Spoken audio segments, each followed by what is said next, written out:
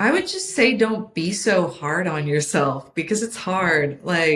And it's a marathon. It's like a long journey. It's not something that you're going to understand one day and wake up and it all makes sense. Everyone's on a very, very long journey. And if you're passionate about it and you're serious about it, like you will eventually make it there.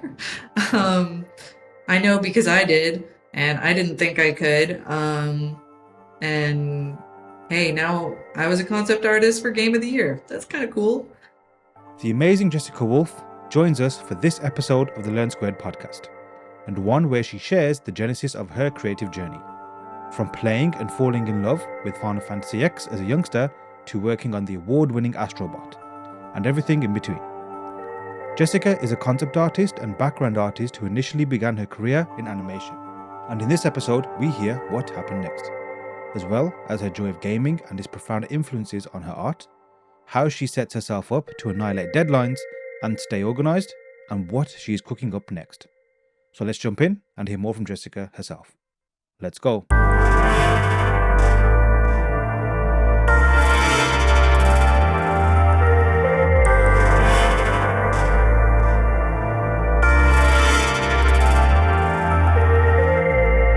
Everyone, welcome back to the Learn Squared podcast. I'm delighted to welcome on the amazingly talented Jessica Woulfe. Welcome, Jessica.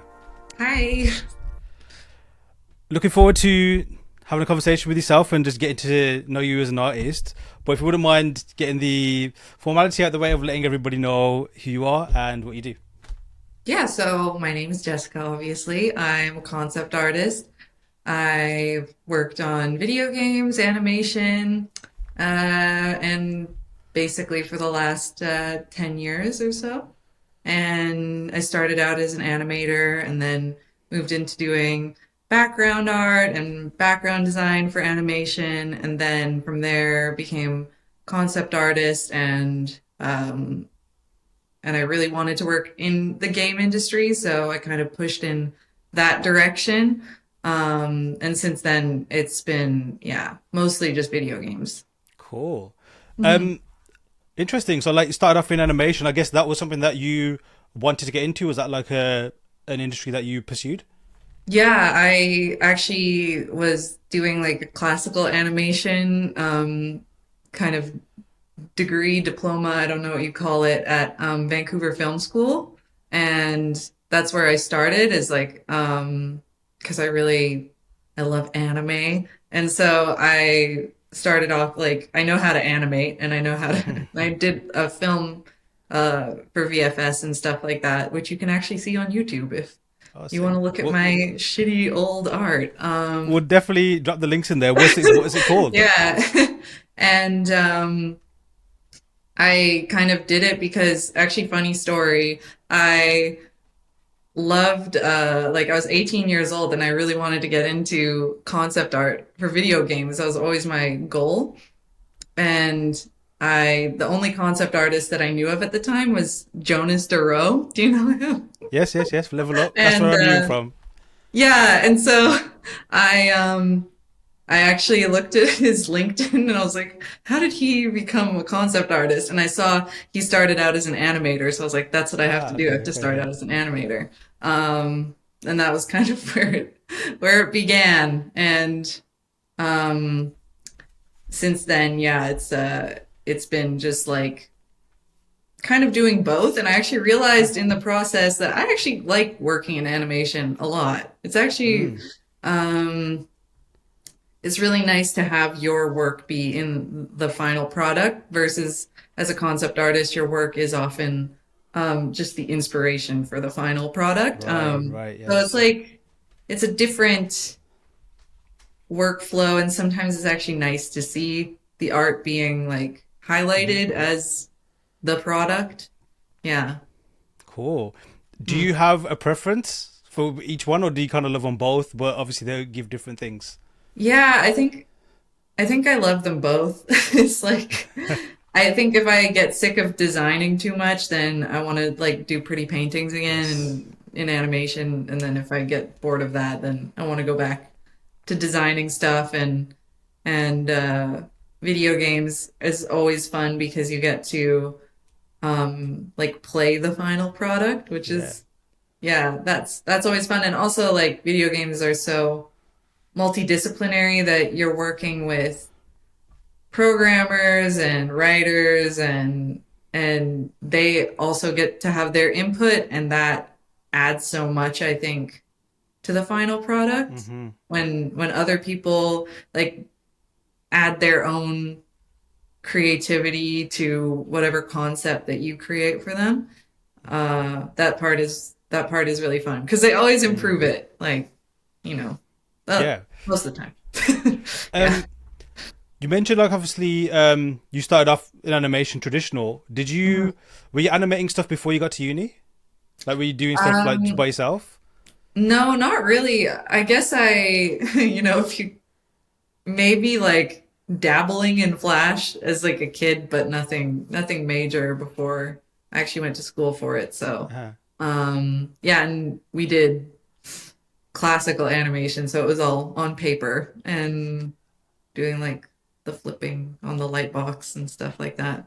Hmm. And are you still like was did you carry on like so was you doing full on animations or did you specialize in an aspect like obviously you mentioned you did background art and stuff like did you find a certain discipline within in that you enjoyed or was it more a case of just falling into things? Yeah, so I think I started off in animation and then I always wanted to move into backgrounds because to me that was like I just like painting and I like doing environments and obviously Uh-huh. that's kind of what I do now is environment design. Um, and so background art was just kind of a natural thing that I wanted to get into. And Studio Ghibli and all of those, Howl's Moving Castle, Princess Yes. Mononoke, Spirited Away, like the background artists for those were always my inspirations and um so yeah, I think background art was just is it was always going to be my favorite thing to do. Yeah. Cool. I'm probably going to ask very ignorant questions regarding animation. I know it on like surface level. Obviously, I'm familiar Mhm. with it, but I don't know the different kind of roles and stuff. I remember speaking to someone about. I think it's layout artists, so they're more like specializing in the pacing of an episode. It's kind of like editing, I believe, or something similar. Probably I've got that Mhm. wrong, but like, what different kind of roles have you done within Mm. animation?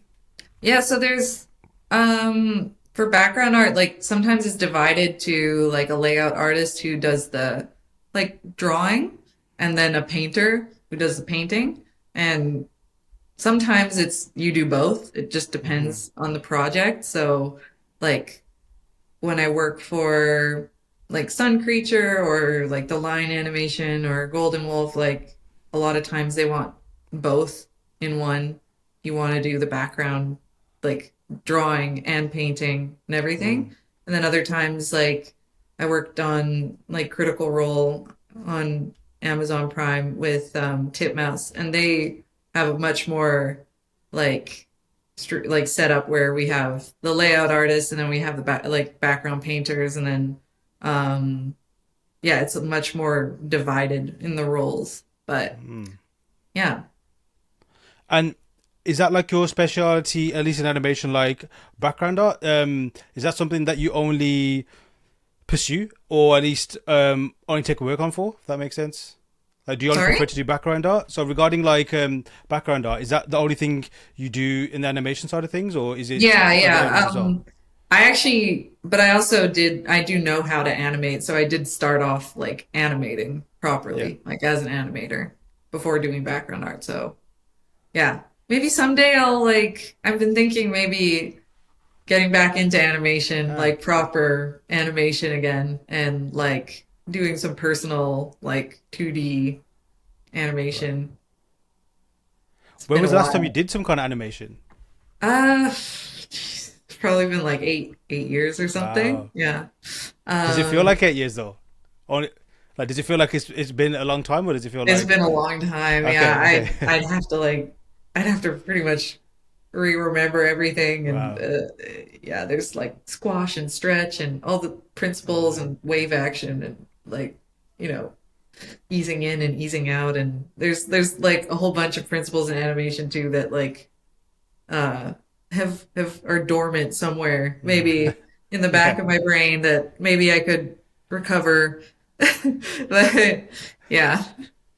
Um, you mentioned obviously like then you gravitated or switched towards concept art. Was that something that you kind of deliberately went for, or was it something that you kind of discovered and thinking, hey, I could be good at this?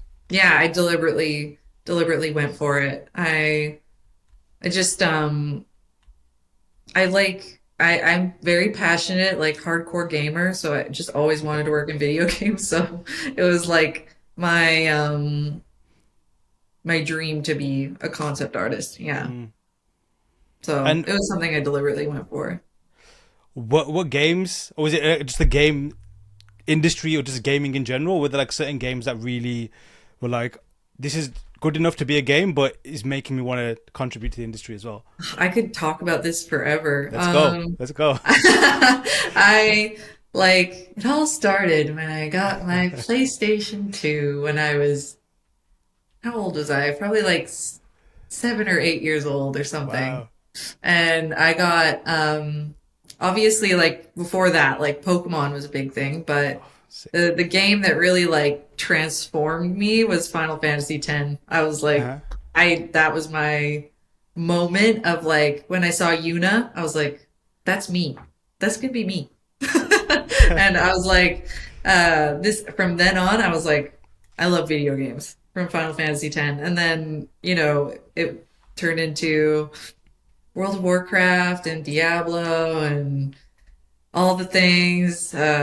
Like every game that came out, like I was a mega fan. I was a fangirl. Skyrim, Fallout, Assassin's Creed. I played all the original, Oblivion, Fable, just everything.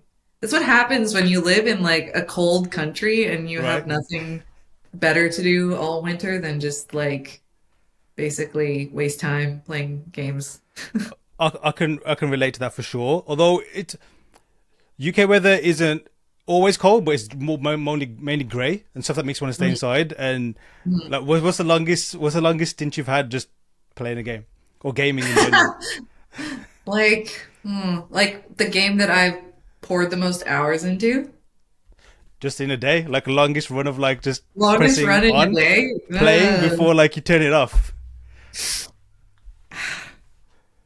I don't want to admit, but yeah, Okay, fair enough. You don't have to. I have gamed all day with breaks only for food and sleep. Okay. Yes. But most hours I put into a game, it's embarrassing to admit that I have like 2,000 hours in Overwatch. Wow. That's I don't my know. most I don't. played. Maybe that sounds Yeah. reasonable. I don't know. Like, there's this game, like it's this football game, soccer game. Where it's actually not even a game. It's like a simulator kind of thing. It's basically a spreadsheet kind of a game. It's called Football Manager, and Yeah. they tell you like your time and stuff. And I was like, okay, yeah, a bit of a, like they always have these like names to describe how long you're playing it for, like, oh, beast or whatever else, like, get some sleep. The highest you could get was time to change your underwear, and I got that like routinely. Like, it was a case of like, Nice. put this thing down, which I didn't, and it's a spreadsheet game, technically. But yeah, that's cool. What was I gonna something? PlayStation or like gaming too much story. Me and my brother shared a PlayStation. This is the PlayStation 3. It stayed on so long. So when I was done with it, he took it and then played with it. That I don't think it was off probably for over a week or more. And the soldering melted Oh my on God. the PlayStation. And it was the first gen, which I think had the yellow light of death or something. And Oh, there was no way to basically get games out there. And I think it was my cousins who I borrowed his Last of Us disc. So I had to like rip it apart just to give him his game back because I didn't want to pay that much to give him his game back. But yeah, have you ever had like, has gaming ever affected you in terms of professionally or your work, in terms of like playing it and it negatively affecting your work? oh no, I don't. Cool. Well, actually, if you really press me on it. Yes, I had to get an ergonomic mouse because I was playing too much Overwatch that my hand, like, I started getting carpal Oh my tunnel. God. Like, you'd think that being an artist, you should be getting carpal tunnel from drawing. And no, I was just True. clicking too many heads. I was playing too Um, much Widowmaker. It, I like, asked that purely because I've had issues with that. Like I had mm. to, I think it was when the PlayStation melted. Actually, it was around that time. I skipped the next generation after that, so I never got a PS4. Only recently bought. 2 years ago isn't recently, but a couple of years ago, I got a PS5 again. I just had to stop because I knew like once I'm on it, I will non-stop.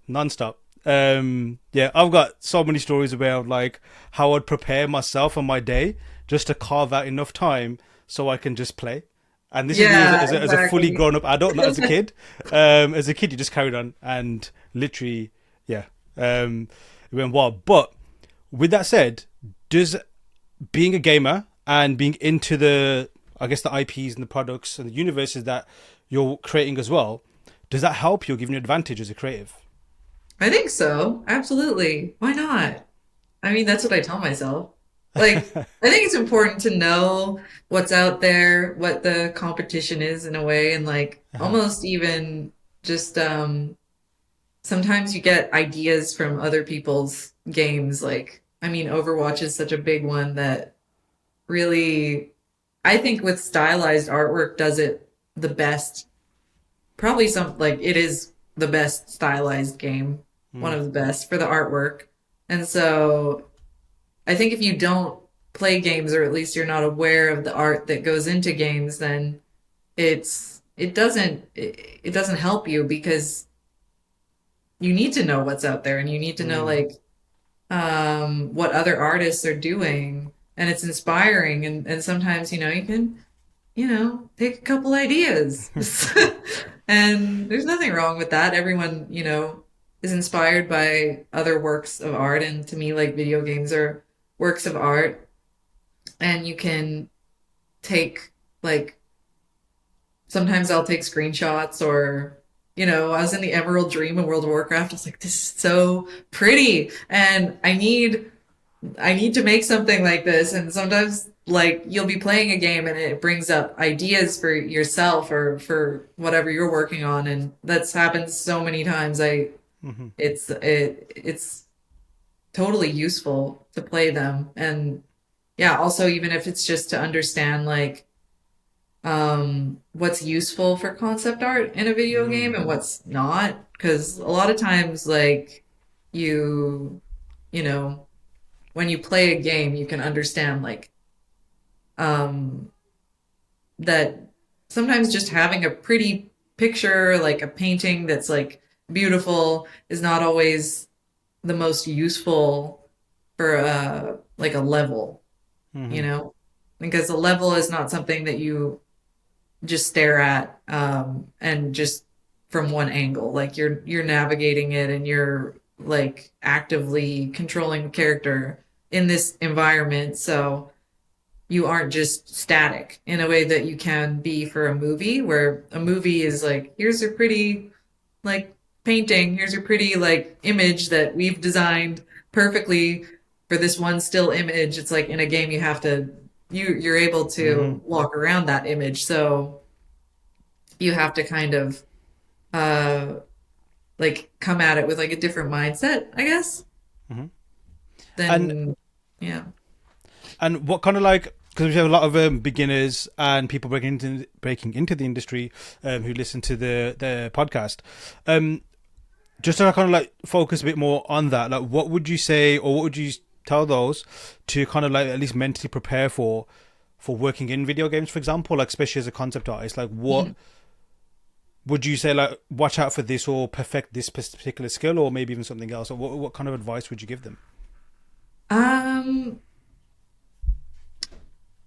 I would just say don't be so hard on yourself because it's Mm, hard. Like, um, and it's a marathon. It's like a long journey. It's not something that you're going to understand one day and wake up and it'll all make sense. Like everyone's on a very, very long journey. And if you're passionate about it and you're serious about it, like you will eventually make it there.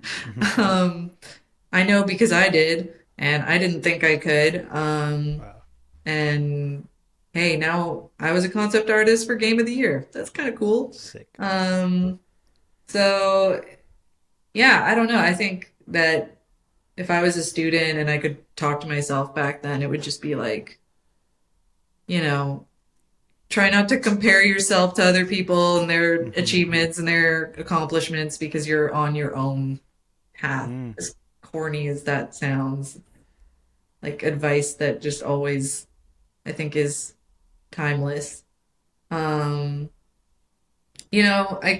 I could say stuff about like what it's like to work in games and being a like a concept artist and how it feels to work in games and what you should prepare for in terms of the industry. But um, I think the main thing is honestly just like the mentality that you have behind it, and just making sure that you're not like, yeah, too hard on yourself or Hmm. insecure or those kind of things. Those are like, I think the things that can get you behind the most Mm. is the mentality. I don't even know if I answered the question.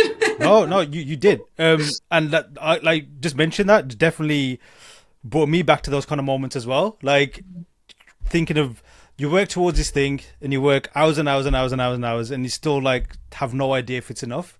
And you always Hmm. kind of think like, is it ever going to happen? Because it's not like other industries where there's like offices and establishments on every single street corner where you can just approach and say, hey, do you have a job? Can I have a job kind of thing? Like it's Hmm. almost it's this different kind of realm that you kind of got to break Hmm. into. And Yeah.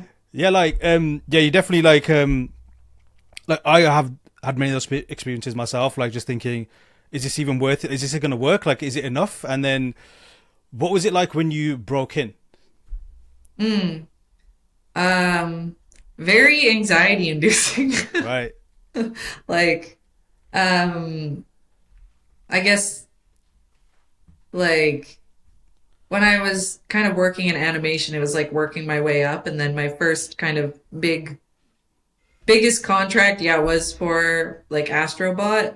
Mm-hmm. The And so when they first reached out to me, and I'd heard of Astro's Playroom, and I was like, oh, cool, yeah, and then I saw the game, and I was like, whoa, this has a lot of potential, Mm-hmm. and for some reason they want me. I don't know why, and I had like a really big imposter syndrome.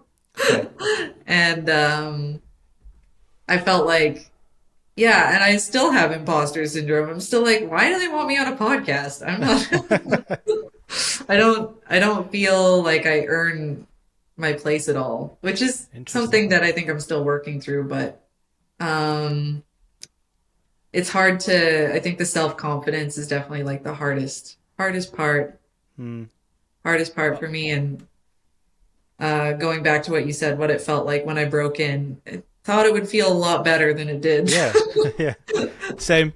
And I think it's Yeah. very similar for a lot of people as well. I don't have no idea why it is. Well, I have ideas, but I don't know if it's Yeah. the right idea. I think it's just like being an artist kind of thing. Like there's just so much you put yourself into it. If it was something that seemed very more like, I don't know, more like a job kind of thing, like Mhm. this is my qualification, I'm good enough, give me a job, then it maybe be like, hey, let's celebrate kind of thing. But yeah, I similar experience for myself. It was a case of like, oh, now I'm gonna get found out. Now they're gonna test Yeah, me. yeah, yeah. They're gonna know. Yeah. I don't know what It I'm doing.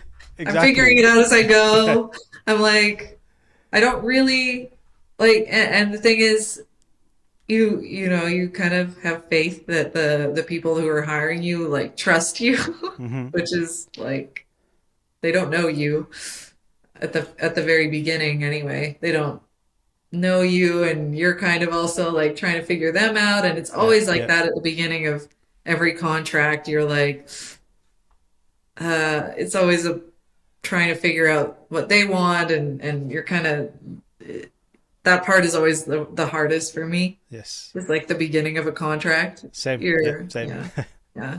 Yeah. Totally. Every single time. And but on that particular project, like, did you when you broke in, like, how long did it take for that imposter syndrome or those feelings of that, like, to kind of like fade away, and you're just in, I'm a concept artist and I'm in a kick-ass mode?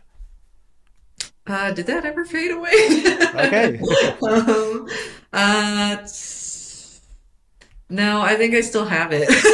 Right. Okay. Sorry, it's not a good answer. No, Um, it's fine. It's reassuring for me because imposter syndrome, for example, like, it probably might not be a good one, but I could write a book on it because it's just something that I've just never been able to shake, and I just can't get rid of it, and I have no idea mhm. why. Even things that sound exciting, like I'm gonna go do this, all of a sudden just comes out of nowhere, parks itself in front of me, and doesn't move until Yeah, somehow just kind of like just crawl under its legs or something. Um, exactly. they should make a video game on that, actually. I don't know. Maybe that'd be a good game mechanic. Who knows? Um, Don't need more. Have Yeah. you found out that, like, there's certain projects where you're more comfortable on or not? Oh yeah, definitely.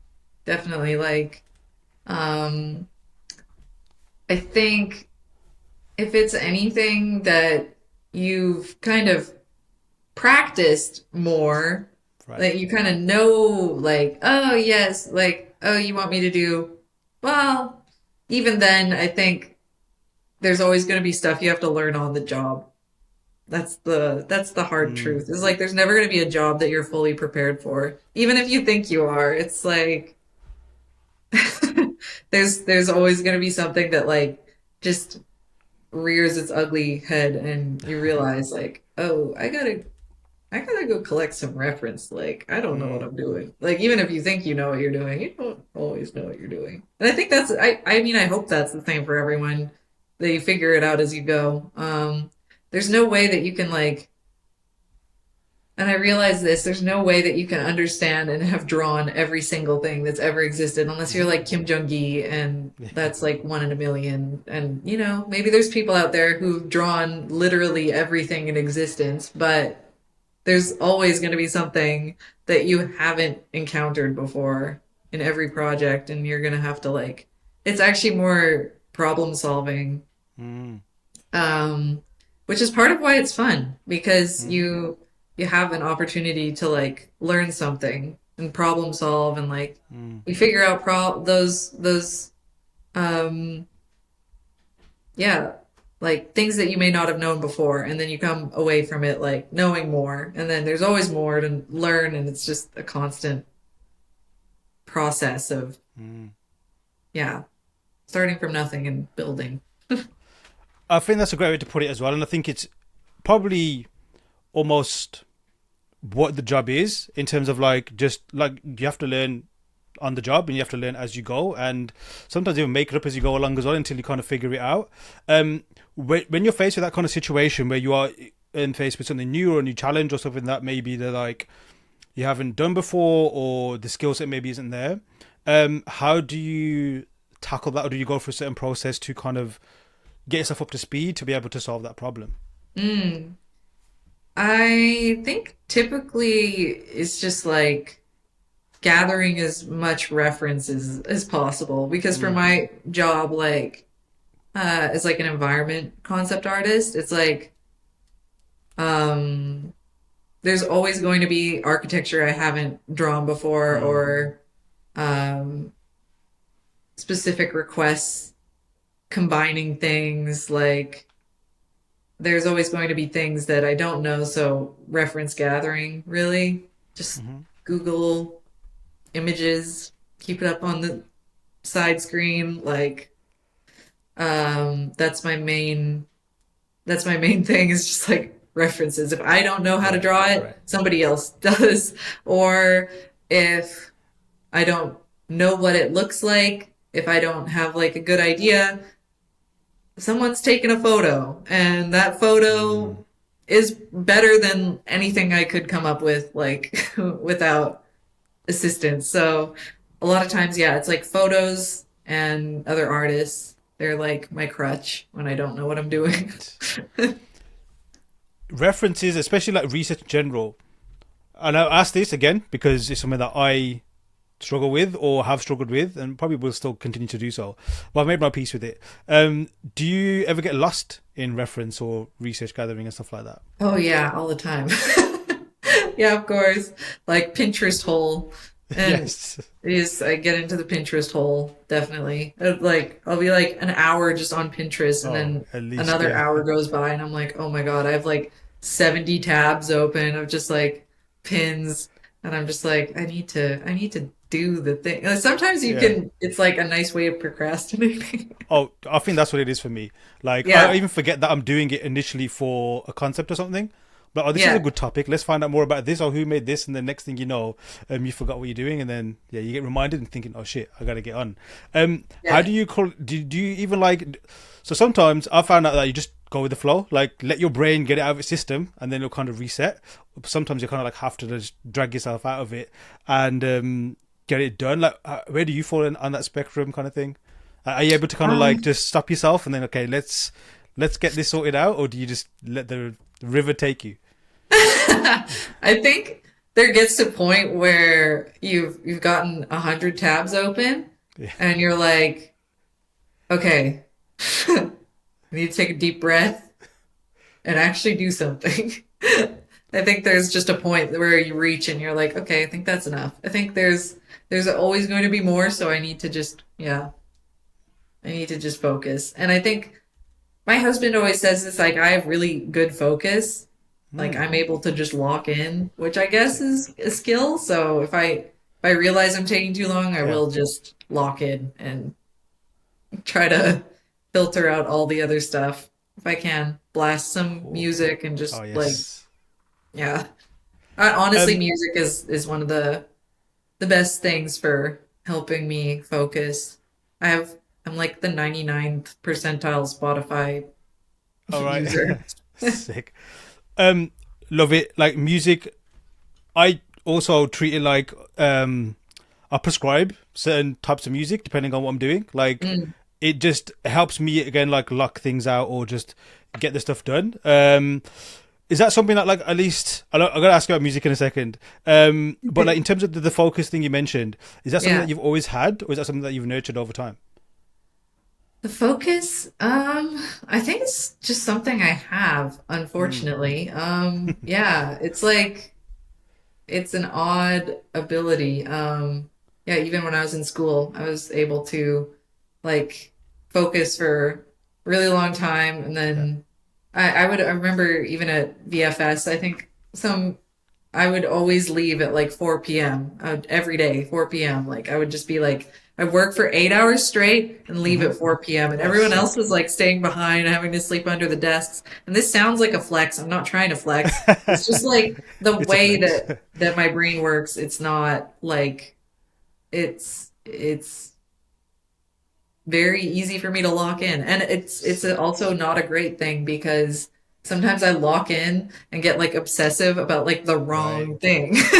Okay. So it would be nice if it was always productive, but it's not. Sometimes so Interesting. this will make you feel better if you struggle with focus. It's not always a good thing because sometimes I get focused like fixate focus like Yes. on the wrong thing. Oh, And okay. wrong thing, I mean like watching K-pop for like 8 hours. Okay, fair enough. That was going to be my follow-up question. What kind of wrong thing? So thanks for answering that.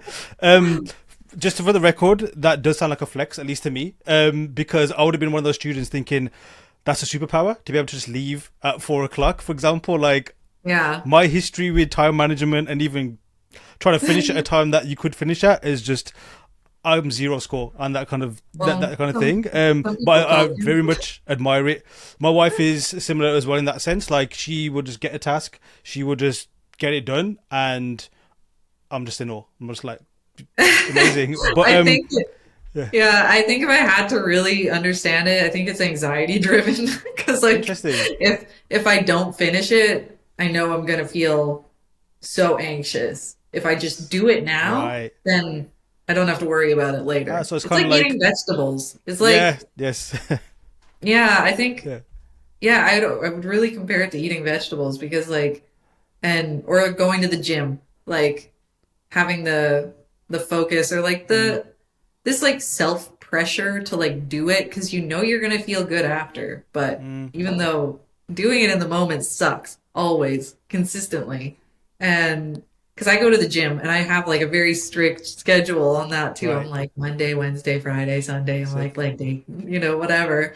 And um and I think that just like being able to understand that it's going to suck when you're Mm. doing it and it's going to feel so good when you're done. Mm. It's that like So, delayed gratification. with like, I guess working out and just that kind of like structure in general, I'm assuming that's something that you've done forever, right? Like especially like gym and stuff. Is that like a part of Mhm. your like lifestyle routine? So Yeah, do you yeah, still feel pretty like much. so even like obviously with repetition, you know what you're gonna get afterwards, but even then, do you still kind of feel like, why am I doing this? But then you still have to kind of like psych yourself up to do it. Yeah, of course. Yeah, it's always a matter of psyching myself up. Every day in the drive to the gym, I'm like, oh God, I hate this. Why am I doing this? Like, ugh. No one. Yeah, it's definitely it's like it's a discipline thing, I Mm, guess. It's just and I tend to be like over disciplined too sometimes, right. like overly, too much, and sometimes that can be also a bad thing. So I don't know what I'm trying to say. I don't really have just, being too much of anything is not a good thing. That balance is key. No, that's very very true. Does that ever happen with art though? Like, do you find like gym, for example, like, oh, I gotta do this now, and I know it's gonna be great when I do it, but then I kind of don't want to do it. Do you have that same emotions or Mm. feelings towards that as well? Yeah, and that's the unfortunate thing. Like you want to feel like art is always going to be fun, but Yeah. I don't know about you, but for me, it's definitely not always fun. Like I have a lot of days where I'm just like, ugh. Some days are great, and some Yeah. days you're like Yes. excited and you're like motivated. And I guess it's just like going to the gym. Some days you're Mm. excited and motivated. Other days you just can't wait for your drink at the end of the day. um. No, I totally agree with that. I don't know. That's happened for so long now. I think it's always been there. Obviously I love creating. I love doing it, and I will continue to do it. I think it's only since as a kid though, where it was felt like, oh, I can't wait to have the excuse or opportunity to make something. I Yeah. think it definitely changed when it was kind of like I can do it all the time. Then it kind of becomes a chore, and Mm. it's like, oh, I have to do it kind of thing. I don't know. But the Yeah, gym yeah. analogy is perfect that you just mentioned. Yeah, exactly. It's just like when you're a kid, it's always fun because you're always the one deciding to Yes. do it. And even if you're a hobbyist, like it's always going to be fun because number one, no one's telling you like you have to get it done by a certain day or there's like a time limit, time pressure. There's other people who are relying on you. I think it Mm. really is like all the pressure that comes with it that probably Mm. changes things because yeah, I used to just sit down and I could draw for like hours and hours and hours Mm. and have so much fun. But yeah, as soon as it kind of becomes a job, then you start having some not so great days. Mm. And that doesn't mean that it's a bad job. I love it. It's a great Yeah. job. And I don't think I could do anything else, but Yes. I think that there's always that every job is going to feel like a job some Hmm. days. Oh, for sure. And For sure. Yes. yeah. Yeah, any literally the word job, I think you have to feel that certain way. I think it's part of the contract, like of the universe. Yeah. Like if it becomes a job, you're gonna end up feeling the job side of the job, if that makes sense, as opposed Yeah, to have some exactly. fun. Yeah. Although with that said, even with my kids, like when they get an excuse just to do what they want to do, even they get tired of that kind of stuff as well. I think That's it's true. Yeah. like with the gym kind of thing, like as much as you want to, whether it's like cardio or whatever, as much as you want to go, there's always a limit that you can go before you Mm. get injured or whatever. Now I guess it's like this the same kind of thing. Um, on the topic of focus, still. So, am I correct in assuming that you're very good with deadlines? Then, I think so. yeah, Yeah. Um, yeah, if there's a deadline, I'll reach it. And sick, then so yeah, I've never really had issues with that. Luckily, nice. I've had I think you pick your battles in life. Everyone Yes, everyone yes. gets a few things they're good at and a few things they could improve at. But yeah, I think deadlines. I've been pretty good at hitting and like Mm. organized and stuff like that. I know it's not a super relatable answer, but I do have an agenda and I my keep on top of things and I make sure my clients are happy. Um, Again, another thing with deadlines is that's something that I definitely struggled with when I was much younger. All throughout my academic years, it was just my kryptonite basically. Oh, really? I always like everything up until the hitting the deadline was it when it fell apart. I'm definitely better now. Just so for any clients that are potentially listening, I can hit deadlines, but back then it was an issue. So I'm always fascinated like with people who can do it. Um, are you able to like kind of like dissect your process and like, well, let's say I've got a deadline. Like, do you have? Is it just purely like listing it out and what you need to hit, or do you kind of like know the kind of beats you need to hit to get it done?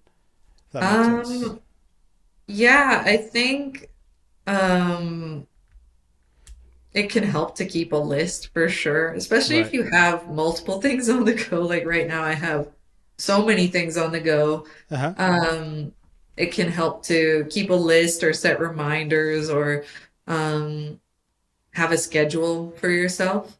Like, and keeping a schedule, I think, is one of the most important things, actually, like going to sleep at the same time and eating at the same Mm, time, going, doing things, having that routine. It really helps to create like a an environment that allows you to this from this time to this time I'm working. And mm-hmm. there's like that's just reality. And then from this time to this time I go to the gym. And that's just the way things are. And on Friday I get lit. And that's my day. Cheat day. Fair enough. But um it's like you kind of have this like nice like routine that your body can predict and Yeah. you have like a schedule and you have things on your calendar that come up and you go, okay, this is this time and whatever like that. So yeah. Sick. I guess like it sounds like more than a good takeaway from that is figure like I guess your whole life structure out, and if you can put it in places like you said, like I guess you got good solid foundations with scheduling and knowing what to do. What you said there about like your body knowing what to expect, I think that helps things at least from my sense as someone who's the complete opposite. When there is something more predictable happening, I find things go smoother. So I guess that's the science in it. There's no mystery. Like it's just have something that you can kind of like manage and stuff. So no, I Yeah. respect it. Um, Now you mentioned about like obviously to work and stuff and doing a lot of things. What do you prefer, having a lot of things or not a lot of things? If Mm. that makes sense. Well, um, I kind of prefer having like, I mean, if I can get away with it, I like to have a few things on the go because it just Right. keeps things interesting. But generally, it's not the greatest for my sanity. Mm-hmm. So I guess the answer to that is I don't know. I think it's Okay. probably better to have less, but that never happens, does it? You always take on too much and then end up, yeah, regretting. But yeah, And at is least it for me, mainly like sorry? I get people coming in my inbox and it's like, oh, that sounds really cool. Yeah, Okay, yeah, I'll work on it. And then, yeah. oh, that sounds really cool too. I'll work on that too. And then all of a sudden I'm like juggling three different things at once. Do you have you found like or kind of know like there's like a sweet spot of like projects wise you have it ongoing where you know that okay I can definitely do that in my stride and that's a good zone, or are you Mm. kind of like still finding that limit of what it is because the more you take on the more you kind of know what you can really handle. Yeah, I think realistically, one project at a time, if it's a full-time thing, is the smartest Yes. move because, you have a lot of mental space to like dedicate to that one thing. Um, but that being said, right now I'm doing three different things. Mm. So I'm not exactly following that rule. And but I would if I had to choose like what was healthiest for me, probably one project at a time. Mm. One project, like Uh, full when time. you've got like three on for example, is it easy for you to kind of like take each hat off and put another one on and just focus on that task, or do they kind of like obviously respecting NDA but bleed into each other? Uh, they kind of bleed into each other a little, but I do I do find that like, oh, I kind of like this working on this project a little more, and I might like gravitate to like doing maybe a little bit more on that and then less on the other ones or something like that. But I do find it, yeah, like having to switch gears, especially because they're such different projects that I'm working on right now. There's one that's completely like cute and fun, and then the other one's like dark and Mm. so it is a little difficult to switch back and forth. Yeah. Do you have a particular kind of preference of the type of project you want to work on? Like even like you just mentioned, like thematically or even style? I I'm always like I always have a preference for like cute stuff and like girly stuff and fun stuff. If there's anything to do with like yeah, like stylized and it's like you say the word Miyazaki or Ghibli, like I'm sign me up. It's like if there's anything that's kind of yeah, more like cute stuff. And I think it's really important to know also what you like and be honest about what you like because if you're not, then you end up on projects that you actually Mm. really don't like and it's not gonna turn out well for anyone.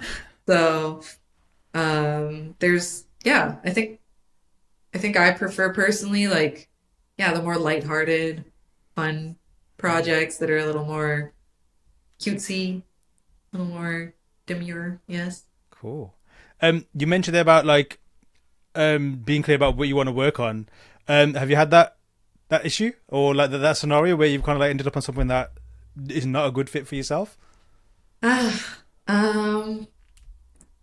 luckily no. Cool. Um, but I just know that from experience, like I used to do a lot more like photorealistic, like photo bashing and 3D and like trying to hit that like more traditional triple Mm. A game look.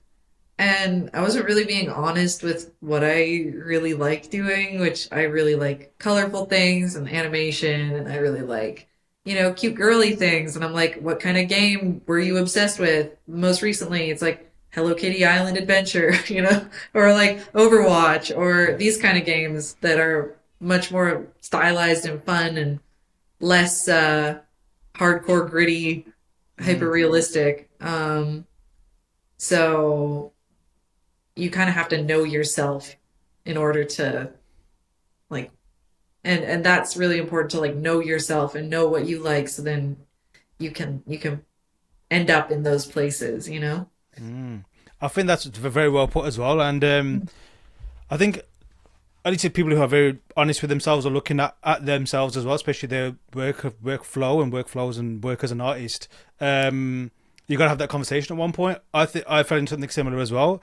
I'm curious to know if you know what it was for you that made you kind of like do that initially. But I remember, I think for me it was just more the tools kind of thing. Like, oh, this is a tool I need to Right. learn, and it's like, okay, this is what's going to get me hard. And I think I ended up having a bit of everything, and my portfolio had no identity as a result. Hmm. What was it for you that kind of like led you towards that path? Was it more what you were expecting the industry needed, or was it something else?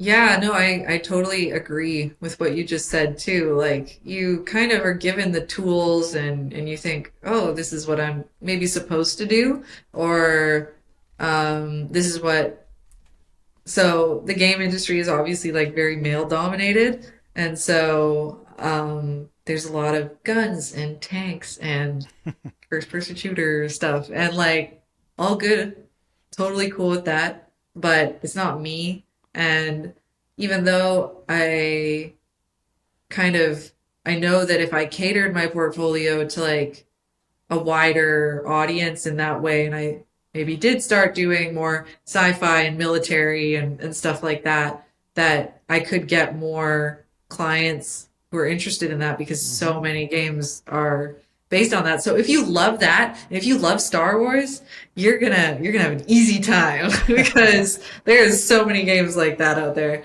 Um, but if you like magical girls and K-pop, then unfortunately, you're gonna have a harder time. That doesn't mean that you're like that there's nothing out there because there is, but it's just you have less of a wide net to like cast. Um, Especially in the game industry, which is like fortunately changing. I think there's more variety in games, especially like indie games and double A games. There's a lot more like new fun projects coming up. Triple A is kind of, little bit behind the eight ball. Like they're kind of, it seems like doing the same things over and over again. And so I think that there's definitely spaces out there for like any interest that you might have. It's just being like honest with yourself. And I think that there's a lot of maybe people out there who like think there's a kind of superior form of game or superior form of art, whatever it is, and it's easy to get wrapped up in that and feel like you need to follow that path, or that there's sort of a right and a wrong way, And I don't think there is a right and a wrong way at all. Like you can be totally content working on indie games for your life and not ever even touching AAA and be like totally successful. Like you don't need to follow the popular trends, you know?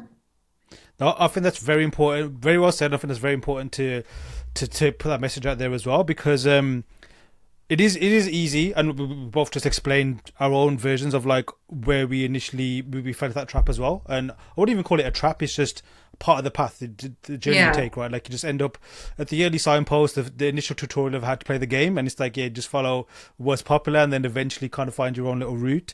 And I think it's reassuring as well when people hear this to thinking like, because we've all had that conversation. Some of us are still having that conversation. Some of us have probably never even had that conversation yet of like, where do I fit in? What do I do? What's required? And even though there's so much information out there and things you can learn, it's still that question that people ask, like, where do I fit in? Where do I kind of start? Because there's not really like, it's almost like, again, forgive me for being abstract, but like, it's not like an initial start point. It's like the industry's in the middle, and what you can achieve is in the middle, but it's like all these start points around the edges, and then you can take whichever one you want. I'm curious, totally. Yeah. I'm curious to know, like, when you do, because when I first discovered your work, when I first started working for Learn Squared, it was around the time when Jan Ursul's course came out, and you did some homework on there as well.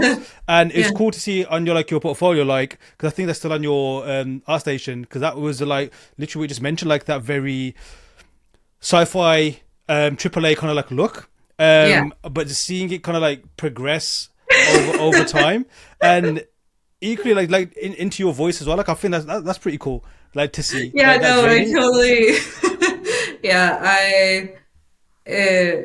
It's funny that you mentioned that, because that project was totally me trying to fit into like the expected mold, and I'm sure some people were disappointed that I didn't continue that, but I couldn't anymore, and like it didn't feel honest, and you have to be honest with yourself, even if that means like maybe less people. Well, that's not even true. There's an audience for everything. So I think it's just being confident that there will be people who like your art, no matter what you're into. Like seriously, anything. I don't need to go into detail, but there's a community for almost every like form of art, I and know what you mean.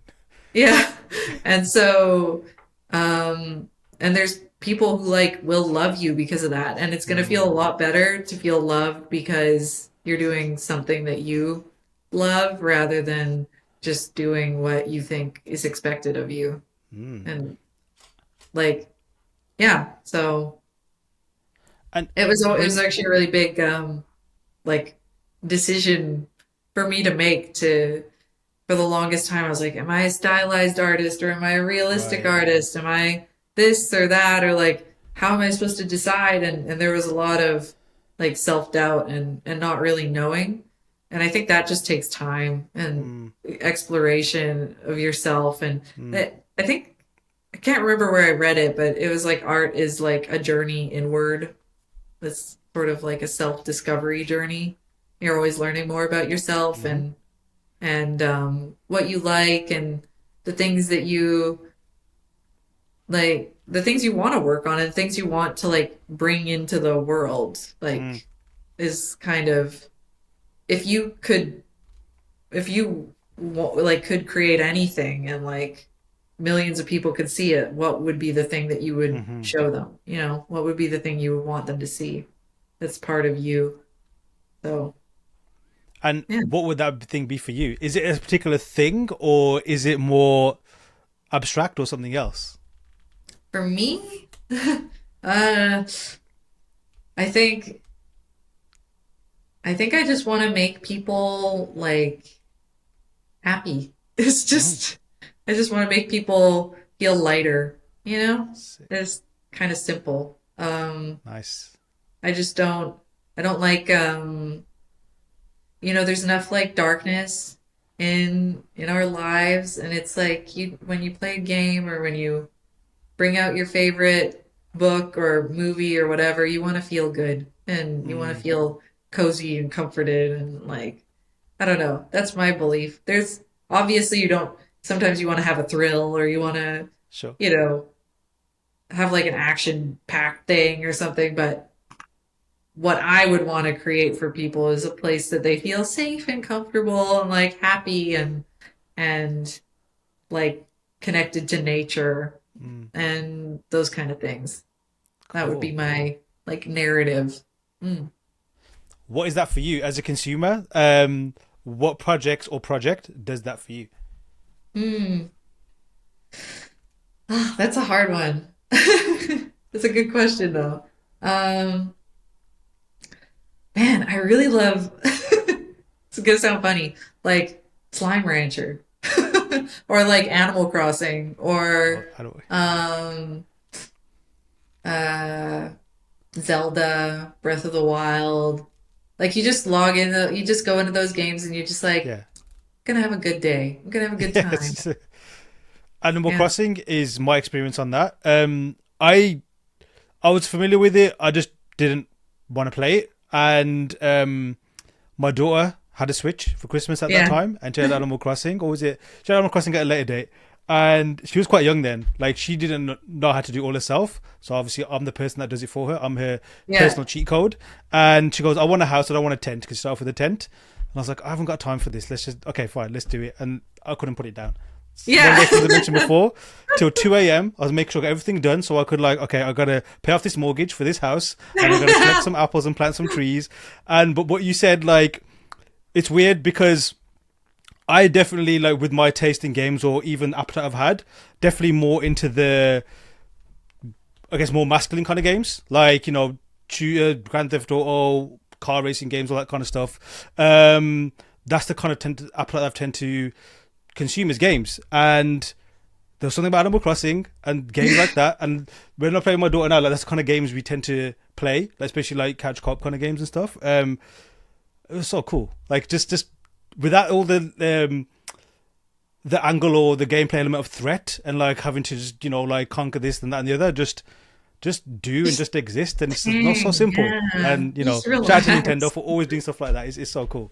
Yeah, totally. I think yeah, there's some games like I just have such a good time playing. Yeah. Just, just because they create an environment that's very relaxing Yes. and it's funny because like I have so many hours on Overwatch. That's not a relaxing environment. That No. was pure addiction. That was like pure, like unfiltered dopamine addiction. Yes. But yeah, for games that I feel like actually were, I think there's a distinction between games that you feel like you come away from them and you go, that was worth every hour I poured Mm. into that. Like I walked away from that. I feel better. Like I played through this and I didn't waste a single hour versus Overwatch or League of Legends or I don't know, Call of Duty or these kind of games or Valorant. They're just kind of like you don't you do it and you kind of you know that you shouldn't be spending hours and hours on Yeah, it, but yeah. you do, and it's kind of it's a different experience. And I'm not saying it's worse, but it's just um it's not an experience that like I look back on those thousands of hours I poured into Overwatch and think that was time well spent. Like Yeah. no, it was most of it was yelling at people on competitive. Like there's nothing relaxing about most of those hours. But yeah, for like Animal Crossing or something, I would never take back the time that I Mm. spent on that game. And especially if you're playing like with your daughter or, with a family member, like it's time that you get to spend together and you get to like sit on the couch and you like Hmm. making memories and stuff like that. I think it's a different feeling than the addiction Oh, of that for sure. And I can relate to you on both aspects, especially the addiction side of things as well. Like I've said this many times to anyone who's willing to listen. Like I've been in those states where I don't even want to play the game, but Mm. that's better than, or at least in my brain, than actually turning the console off and putting it down. Like I'll just keep playing it and Yeah. keep playing it and keep playing it. But what you just mentioned there about like experiences whilst gaming, like that is for me what I've realized, like what I really enjoy the most. Like even like TV shows when I was a teenager and stuff and early adulthood, all I used to watch was like probably 4 or 5 films a day on the background whilst I'm leveling up as a concept artist at the time, which if I look back now I was so inefficient with my time.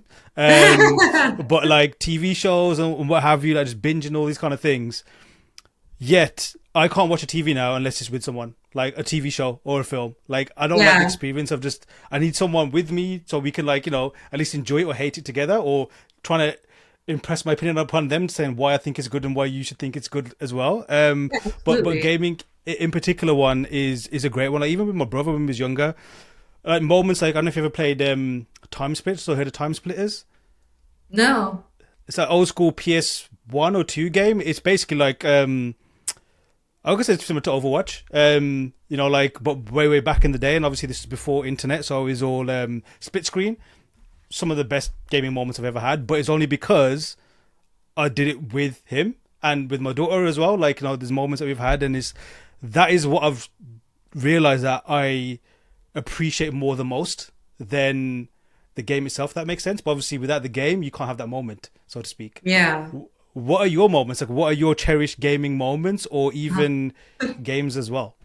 Well, yeah, like I said with Final Fantasy X, I actually played that with my mom when Nice. I was really young. So I just have fond memories of like my mom and I like we bought the guide because back then Oh, cool. there was no internet to be able to Yeah. really Yes. look this stuff up. So we had to buy like a physical book. Yes, I know, unusual. And then we actually had to we even got like yeah, so we had to use the book to like play through the game because there were so many difficult parts that there were no game guides back then Mm. and online. So but yeah, just remembering playing that with my mom. It's like one of my fondest memories of gaming Mm. and with my husband like we always like it would be like couch co-op or games like, uh honestly, yeah, almost every game where you can sit down in front of the TV and you have a controller and you're playing through like a story or something like that. Yeah. Like they're always fond memories. Um even yeah, I'm just thinking like what games have I played that have had fond memories? Anything where you can kind of like play through a story and you just kind of like you have those like memories of being with someone. I think that one of the times was when we played BioShock Infinite when that first came out, and Hmm. then I was a teenager and I was like we were it was like our first dates together. We were playing BioShock Infinite and that's just like a fond memory for me. Yeah. Um, So and I think that's like, obviously you can get it with films as well. Like I geek out about films, especially shows or what have you. Like similar things. Like, have you seen it? I remember at work, like that was when I used to work in customer service and sales, especially on a Saturday. Like we had a cut off point where if you didn't watch Game of Thrones by the Saturday, like you're gonna get spoiler bombed. Like where everyone's gonna talk about it, and yeah. customers used to get neglected because we were just geeking out. Sometimes customers joined in too, just over like Game of Thrones, and like there's something cool about that collective that it brings people together and just like talk about stuff. And but there's something different, I think, about the power of gaming and games, because you're not only like just observing, like you're taking part and all that kind of stuff as well. Yeah. Yeah, I don't have a point to that. I just wanted to get that out there. Like, just there's just That's like true. this power of games. Yeah, it can be more personal, Yeah, definitely. You can have more of that like unique experience playing a game. A movie is going to be a movie for everyone, yeah, and that's a true. game That's is going true. to be Yes, different for everyone because everyone plays yes, differently. Some people, like if you're my husband, he wants to jump on everything, break everything, like that's me. you know, he I'm the doesn't same. doesn't want to go on the path. He wants to jump up and like break the character and get it like stuck somewhere because he's trying to like I'm like that's not the path you're supposed to go, but he doesn't care. He keeps trying to like but then I on the other hand like I'm always like by the rules. I'm like okay, we go here, then we Yeah, do yeah, this yeah. quest and then like, um so I think even just the way that you play a game can be so different, like Oh, that's so depending on true. who you are. Like some people are Yes, total completionists and they can't yes, stop until they have every collectible. Other people are like, I just want to beat the game yeah. and I just want to get to the next thing. And yeah, it's a completely like unique personalized experience and it could say a lot about your personality Oh, too. for sure. I was just gonna say, like, you can tell someone's personality by the way they game. It's like almost like, yeah, it's like your own like accent or fingerprint or what have you. Like, you can kind of just tell. And sometimes in like the collaborative games, like you kind of know what the other person's going to do, so you can kind of like take care of the other kind of, other side of things. My daughter and I are the exact two characteristics you just listed. I'm the completionist, and she's the one that let's just get to the end and Yeah, finish the yeah, game. yeah. Let me go on the iPad afterwards. But no, it's cool. Now, would you say Final Fantasy X is also the game that is you? If that makes sense. Obviously, it's one of your favorite games, but what game would you say represents you? Yeah, Final Fantasy X. Okay. I love Final Fantasy X Sick. so much. Probably represents me the most. I Mm. just love that game. And even like the latest Final Fantasy games, like nothing's come close. Been waiting. Been waiting for a new Final Fantasy that's like at that level. Final Fantasy VII, the remakes were like pretty good. They were pretty close, but still, I'm waiting. I'm hoping Square Enix makes Final Fantasy X remake. I know they're not going to, but I can still hope. Um, Speaking of like, I guess games to look forward to. Obviously, you mentioned one or one we'd like to see. Any others that kind of like you got your eye on, or that seem, or that you'd like to see being brought to life? Mm, honestly, the game that I'm working on right now, I really hope it Ah, gets cool. funded. Sick. I don't know how much I can say about it, but it's let's just say super cute, super girly, and Cool. that's the game I'm looking forward to if it comes out. When you work on a Um, game versus obviously playing it, mm, so playing a game that you've worked on, does that mm. change your experience in any way, or does it enhance it? Interesting. Yeah. Actually, when I was working on Astro, they sent me like a dev kit, which is like a PlayStation 5 that's been adapted to be Right. used to develop games on. And so I was able to play it as I was doing the concepts, and it does definitely change things. Like you start seeing like your concepts in the three-dimensional space Mm. and what works and what really didn't work when you were like maybe sound like seemed good when you were drawing it and then you see the way it looks in the game and you go, "Oh, okay." Like either I wasn't being specific enough to the Mm. 3D artist and like I need to work on my clarity, or maybe that idea just like didn't take well, if you know what I Mm. mean, to Yeah. like the 3D space. Yeah. Like I, Similar yeah, similar experiences when I've worked on games is yeah, like knowing, I guess, like knowing what the parameters or limitations are, right? And then you can kind of work within them. yeah, And the amount of times I've just like missed the mark completely, and sometimes that's a bitter pill to swallow when you have. But knowing like yeah, what's needed or what the limitations are, it definitely helps. I guess like when mm, you're kind of creating stuff. What kind of things do you need? I guess, or what kind of information really helps you when you're working? I guess like from like the brief or information. even the project itself. Like, are there like certain things that help you do better work? If that makes sense. Yeah, I think just like an art director that really knows what they want. I know Right. that's the dream, but having an art director that like has a vision is really nice because then they you kind of are like they know what to ask you for, and they also know when to give you space and when to let you be creative and come up with your own ideas. Um, but yeah, having an art director that kind of like has a story, has like an idea of how it's going to look and exactly what they need you to do, like tasks. I Mm, love that because if I am just given this kind of like open-ended, well, we don't really know what it's going to look like, or well, we kind of have this in mind, but we're not really sure and we want you to kind of generate things. I don't work super well like that. right. I don't know if maybe some people do, maybe you do, but I don't work super well with like open-ended briefs. I Yeah. feel like because I feel like there's going to be some miscommunication or like some kind of, you're going to try something and they're going to come back and say, well, we don't really like that, or, Yeah. well, it just could go on forever, that kind of process. Yes. So having someone at the top who kind of understands what they're trying to go for is really helpful. Mm. You mentioned earlier like about the different like indie to AAA. Mm. Um, do you have a particular preference of which type of ones you like working on?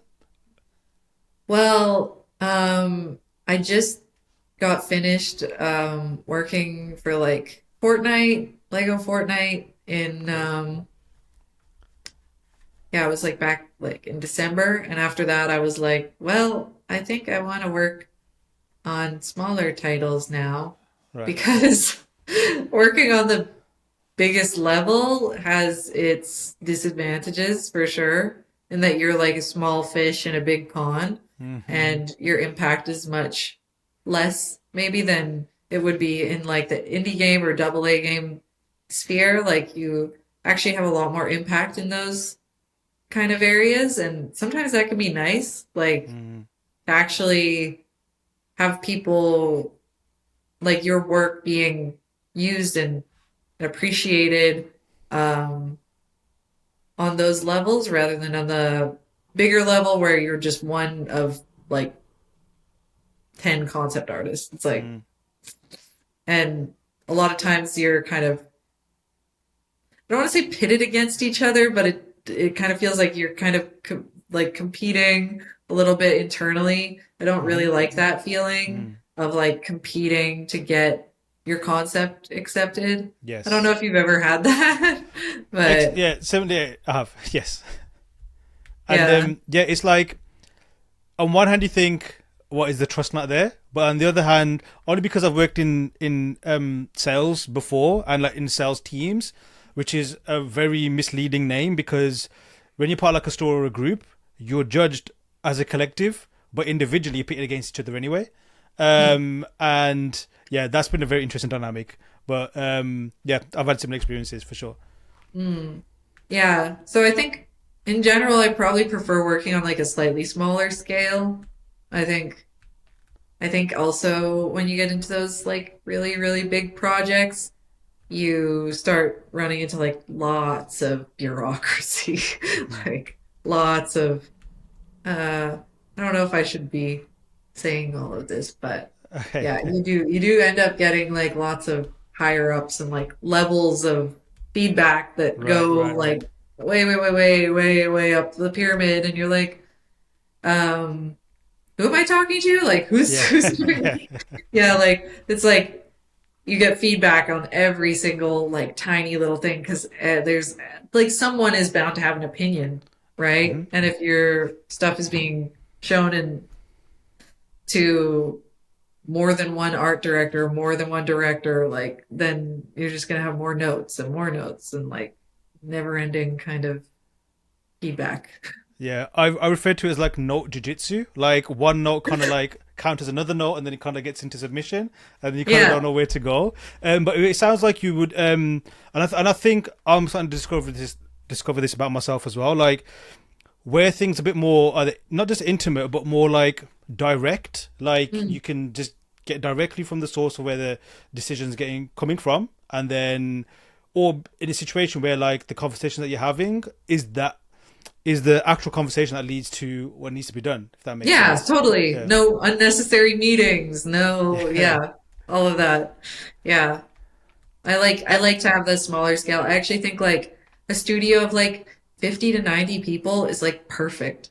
I Mm, think anything bigger than that, it starts becoming overwhelming and like redundant, and I don't know. That's my opinion. People mm. can have different opinions, but Is it the same in or similar dynamics in animation as well? Or is it I different? think so. Yeah, like um a lot of times like the smaller teams tend to um just perform better overall. Like there's more communication, there's more like people, like you understand the people, like you know everyone that you're working with, you're friends with everyone you work with, Mm, and you have like a camaraderie, and like if someone takes time off, like you can fill in for them still, stuff like that. But there's definitely it's less corporate feeling. It's more like you're just a bunch of friends who are like making cool stuff. yeah. That I like Uh, that feeling.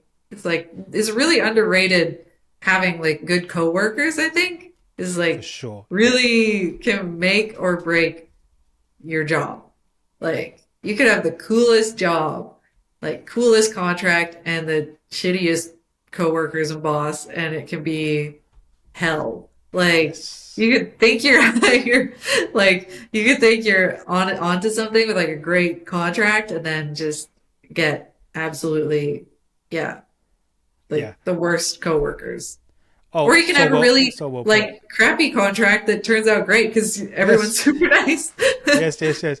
I mean, with that similar kind of like experiences where like that's a dynamic like you can't really test for, you can't really research for. Like you said, like everything might align in terms of like the project and everything else, but then that human element where like it's all about compatibility and whatever it might be, like there's so many, you don't know what the causes are for why things are dysfunctional. Sometimes everyone's in the got the best interests, or like they all mean well, but it just doesn't click, kind of thing. So you got that element to it as well. But yeah, that's something that you just, I guess, a bit like a lottery, right? Like if it's just a not a good dynamic, then there's nothing you can do. But with that said, like, so I used to always complain when I was on my shout out to everyone on a dead end job, by the way, because a job's a job. But I remember like just even on my interview, I was like, I don't want to be here, but I have to be here, kind of thing. And I made sure I did a good job because that's something. It's just part of the way I am. But I was very vocal about just not enjoying the job itself. However, those people that I worked with, and there's many teams I worked with because it always changes, like it's a revolving door with people. But there was a nice solid 12 months where I was probably the most perfect team I've ever worked with. They're my friends to this Oh day, which yeah. usually happens as well. And it's like, that's the kind of stuff that you cannot buy. And when it happens, you like a bit like the gaming kind of analogy we said, like we was all on this couch co-op, but it's a job, and it just Yeah, there's some that's great always the memories. best. Yeah. I think like having friends is like in your with your coworkers, being friends with your coworkers is like so important. Just like knowing who they are and just knowing being able to chat with them and even um share just bad experiences. It's Yes, yes. very healthy, especially when you're working from home. Like for me, since I work from home and I work remote, and it can be pretty lonely. Mm-hmm. when you don't have like an actual team around you. So you definitely need people in, yeah, Slack, Discord, Yes. whatever, just feeling like you're part of something. Otherwise, it can feel pretty like, yeah, lonely and just sad. Oh, that's one thing that I did not anticipate. Again, back to when I was on my dead end job kind of like character arc. All I ever wanted to do was just not have to go to these institutions, these buildings, and just wear a uniform and kind of work and stuff. And wanted to be at home in front of my computer, which is still my happy place. But I did not expect or anticipate what you just mentioned there, like about being a freelancer, like the Yeah, impact it can have, and like not working with people. Like yeah, obviously you collaborate with people, but there's something about being not only in a work aspect, like you can share war stories, or even just like with the people that I used to work with in my other jobs and stuff. Like you spend as much time, if not more, with them than your family sometimes. yeah. And like you kind of know what they're going through in their lives. They know about what's going on in your life, even the most smallest things, or whatever. And that's the kind of stuff which is like so granular or so small or seemingly insignificant, but that plays a massive role in shaping your personality and even like your psyche, because if someone's in a bad mood, it kind of like spreads through unless you kind of can all Mm, collectively get through as well. And equally, when someone's in a good mood, you could bring someone else up as well. And there's some superpowers behind that, I find. definitely. And I think especially like sometimes it can be a little like it can be really like motivating when you have friends as well, so they can yeah, you can share things like you said, or you can just like be a shoulder to cry on Yes. having a bad day. It's like, yeah, you need that for sure. And I think I was the same as you. I thought working from home is going to be so sick. That's all Yeah. I want to do. I don't want to go into a stupid office and, Yeah. you know, have to commute every day somewhere.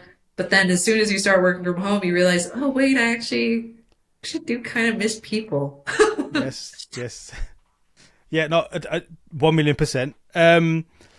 And another thing that I found as well, like there's obviously we know ourselves better than most people, but we only know what we know about ourselves. There's certain things that we don't see. We have blind spots in our personalities or even ourselves. And the amount of things that I discovered about myself through other people, like I had no idea. Like I Yeah. thought I was a happy person, but it was a time of my life again in that dead end job. Like I didn't realize I looked so miserable walking into work, kind of thing. But obviously, with work and stuff and banter and stuff, like it was quite interesting hearing that about myself. But yeah, it's a bit like I don't know, when people are in the trenches together, like you build that kind of bond and like camaraderie and sometimes even rivalry as well. Like there's that angle to it as well. Like you learn a lot about, I think, people and dynamics and how to deal with people. Like as well as I've worked with some amazing people, I've worked with some absolute dicks as well and like absolute horrible people. And Yeah. learning how to deal with that, or even when you're kind of stuck in a situation with these people, you kind of learn why they're that way, and then you kind of like Yeah. you make peace and oh, okay, it's because of that, whatever. Like you learn to deal with it as well. But then, yeah, it teaches you a bit about yourself as well, like what you're willing to accept, or I guess what your kind of like philosophies are as a person. And yeah, I value it so much. And this is someone who actually by default is an introvert and just wants to stay away from like. I'm happy to be in, like I said, on my screen or wherever else as well. But um, yeah, it's just absolutely invaluable just being Hmm. with people. Yeah, I'm an Um, introvert too, so oh, can relate. Yeah. yes, You realize that you need humans. yes, and I think maybe I don't know if it's the case, but on the opposite side as well, like maybe extroverts. Some of my friends, near dear friends who are like that as well. Like I've seen them not realizing, but understanding that just being away from the gaggle of things and just away from like the chaos, so to speak, like it really helps them too. So yeah, it's I guess it's like the mirror image, which it kind of is. I guess like whatever works for you is the opposite for the other side type of personality as well. Um, Regarding like in animation and in concept art, um, do you find what from animation helps you in concept art, and what in concept art helps you on the animation side of things, if any? It's kind of like they both kind of help each other in a lot of ways because they are very similar. Like there's in background art, there's a ton of like designing environments and spaces, and in concept art, it's the same thing. It's just maybe less focused on like painting and more focused on the design. So, but in a way, they're basically like very similar. Like the only difference is, yeah, one is again a still image that's going to be the final product, and then the other one is going to a 3D artist who's then going to create the final product. So there does need to be more clarity for like a 3D artist to use your concept. That means like material distinctions and um, if you're for example like concepting something, like I need to clarify for the 3D artist like which textures they're going to use. Mm. There's more call outs and more maybe props and things that you might do than in a background where, like I said, the final image is the background. So, but they are like they're very interchangeable. I know that there's people who've worked on Castlevania and stuff, and you look at their backgrounds, like a lot of that stuff could just be concept art, you know? Right. So it's like, yeah, it's pretty close disciplines. It's just one ends up in the final and the other one ends up going to a 3D artist. Mm. I like we said earlier though, like about in animation, like your work does end up in the final product, and Hmm. obviously you get to see it as well. I guess it kind of like answers itself, but does that make you approach it in a different way, knowing that many eyeballs are going to see this versus Oh this yeah, concept that was yeah, more like solving the definitely. problem? Even like, yeah, it has to. You have to put so much more effort into, especially if it's like a painterly thing, then there's a lot less in concept art. You can kind of duplicate layers and not care and have adjustment layers and all this stuff, and uh it doesn't matter because it's not going to be like no one's going to be using the file. I guess this is one of the main differences actually between background art and concept art. Now that I'm thinking about it, is the background goes to a compositor, and the compositor is the one who has to separate like foreground, midground, background, and for animation. So it's like you actually have to draw what's behind the foreground. You can't just leave it, blank because they will be like either panning sometimes, like or where they use like the parts, I don't know, the like foreground, midground, background, and they pan them separately. So there's that, and then there's also characters that are going in and out of the foreground and background, like you have an overlay, and then you have the character, and you can't just drop on a color dodge layer because it looks cool because that it needs to be flattened and like Yeah. merged. You can't just have like effects layers just duplicating on themselves for an animation background. Yeah. Cool. Yeah. Um, Yeah. and we mentioned earlier about like I guess well your approach like to work and obviously the job side of things and how the job can just feel like a job as opposed to making stuff. Do you have a similar relationship with your personal project? Hmm. Um, I think so. Yeah. I mean, personal work is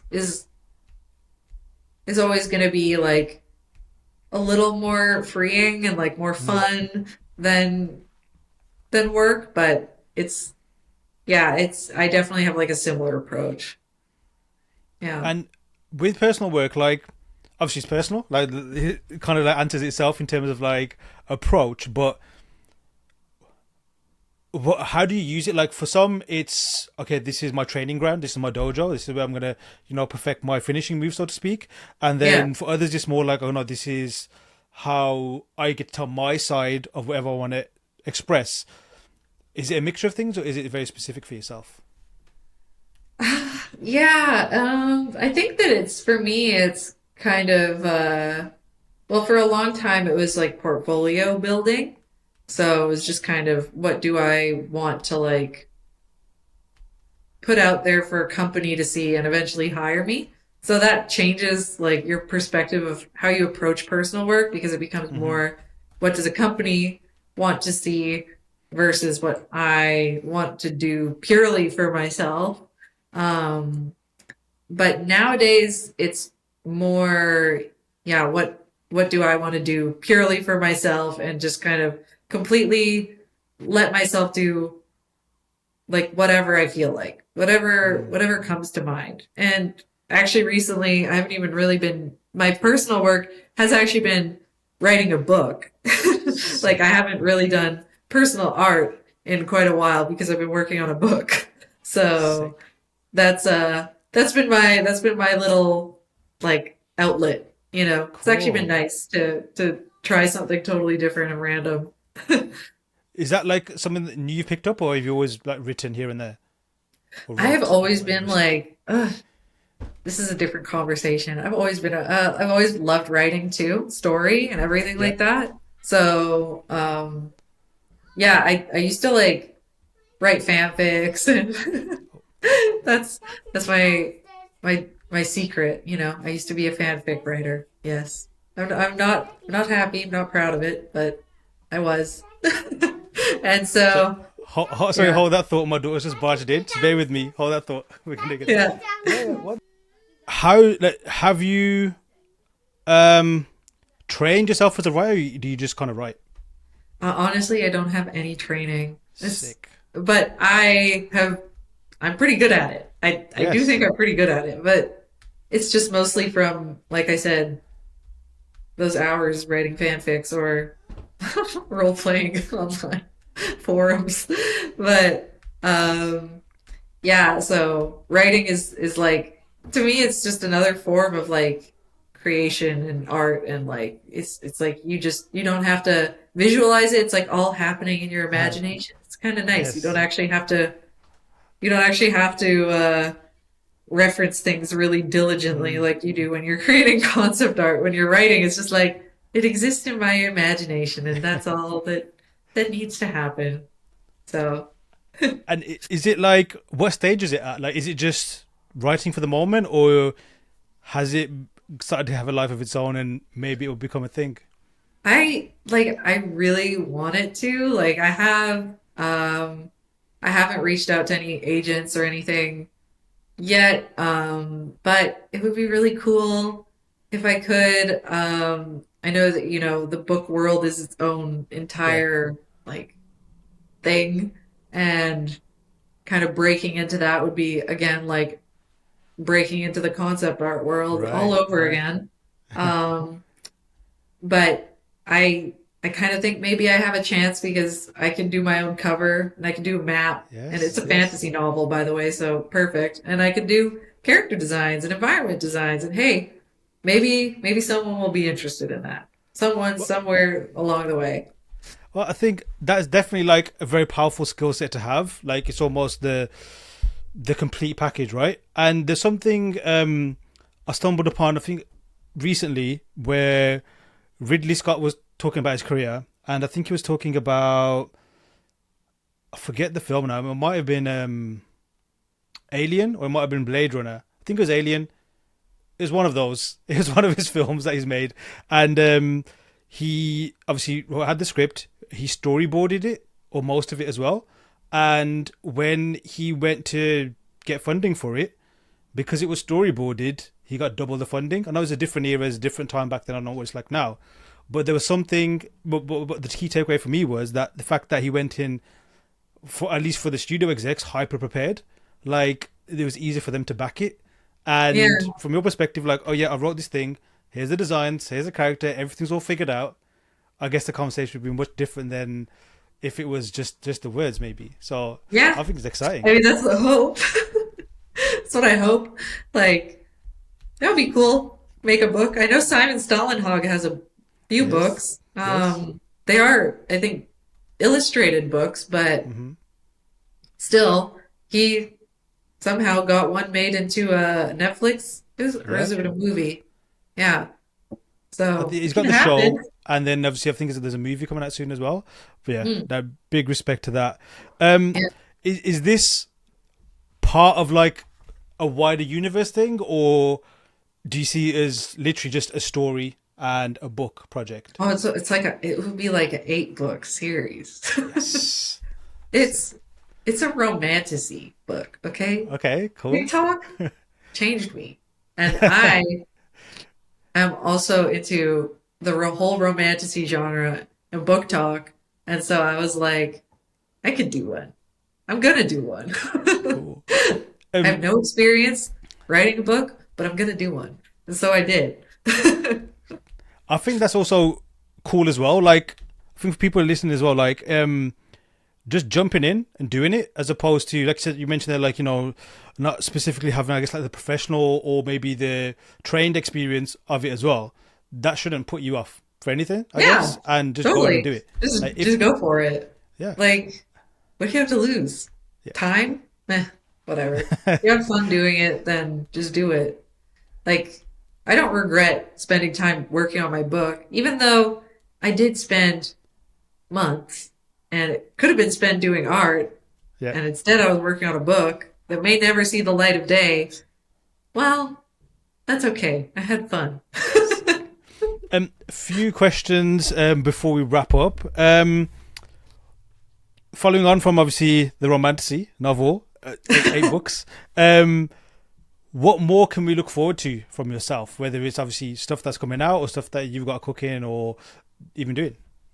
Honestly, yes, my book. I'm so serious about it. I'm gonna probably start doing like the TikTok account for it. I'm gonna have like the cover, I'm gonna have a map, I'm gonna have characters, I'm gonna have yeah, backgrounds, everything. The whole thing. I'm gonna go for it. So that'll be coming out eventually, hopefully. And other than that, I just have, it would be great to also get back into doing some animation. I've been thinking of that for a while too. Doing some like little like looping animations with like cute girl, cute background, something like that. Instagram friendly content, something like that. Cool. But And yeah, final words from yourself to the listeners, whether it's advice or just anything you words. want to plug or shout out.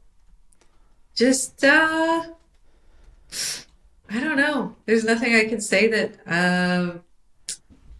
hasn't that I guess the thing that I would say is that advice or trying to give advice is always difficult because you really have to live it and experience it Mm, to understand it. So just go out there and try it and fail and then try something else and then fail again. And you know that you're going to fail, but that your advice, like the advice that I give you, is not going to stick until you try it. mm. So that would be the thing that I would end with is you have to live your own life. Perfect. Perfectly put. Jessica's absolutely amazing. Thanks so much for jumping on. Yeah, thank you so much for having me. It's been fun. A huge thanks to Jessica for that incredible conversation. Hit the links to see what she's up to and give her a follow. Then head to learnsquare.com and check out the same courses Jessica took as part of her journey. All of our first lessons are free. I've been your host, Aaron Danda. Till next time.